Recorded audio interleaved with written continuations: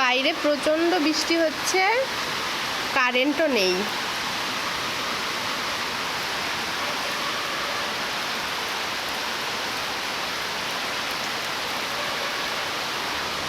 এখন মায়ের দুপুরের ভোগ হচ্ছে।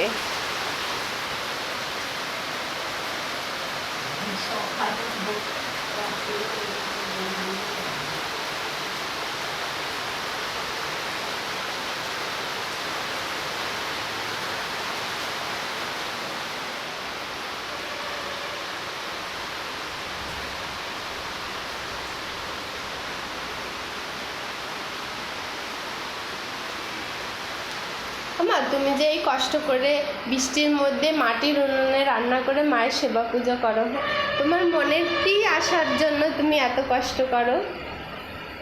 কষ্ট কষ্ট করতে হয়, ফল কি অবহেলা হবে কেউ বলতে পারে না, ঠাকুর বলতে পারে। এই কষ্টটাই এসে আমার মনের শান্তি। তুমি কি ছোটবেলা হইতে ঠাকুর পুজো করতে ভালোবাসো? হ্যাঁ, আমি ছোটবেলা থেকে ঠাকুর পুজো করতে একটু ভালোবাসি, তাই একটু কষ্ট হইলেও করি। একটু না, তুমি অনেক কষ্ট করো। একেতে মাটির উনুন, তার মধ্যে এই বৃষ্টি।